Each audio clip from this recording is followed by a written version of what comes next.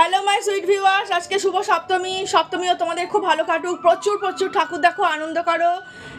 আর আমারও আজকে অনেক কিছু প্ল্যান আছে। আর আজকে তো সপ্তমী মানে নবপত্রিকা স্নান। চলো তোমাদের নিয়ে যাই নবপত্রিকা স্নান দেখাতে। আমার তো খুব ভালো লাগে নবপত্রিকা স্নান দেখতে। গঙ্গার ঘাটে প্রচুর ভিড় হয়। চলো তোমাদের সাথে নিয়ে যাই। আর সারাদিন কী কী করলাম সব কিছু তোমাদের সাথে শেয়ার করবো। অবশ্যই আমার ব্লগটা তোমরা দেখতে থাকো। এখনকার মতো টাটা।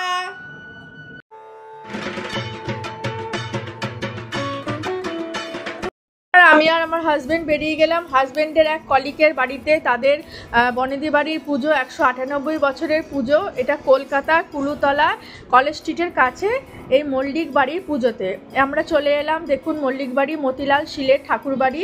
এখানে আমরা চলে এলাম আস্তে আস্তে। দেখুন আমরা এটা হচ্ছে মেন গেট দিয়ে আমরা ঢুকছি। আর দূরে দেখুন দুর্গা দালান দেখা যাচ্ছে।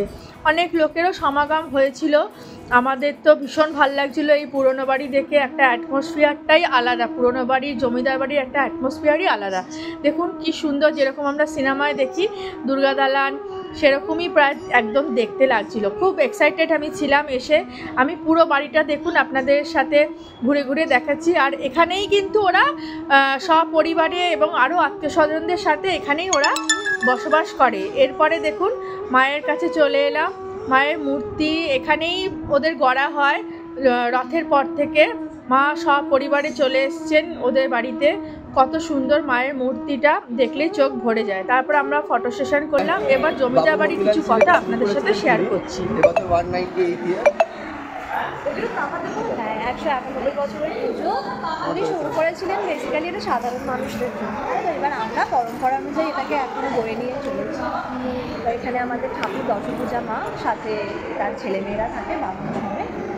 এবার পুজো যেরকম সব বাড়িতে হয়, এখানে স্পেশালিটি আলাদা করে কিছু নেই।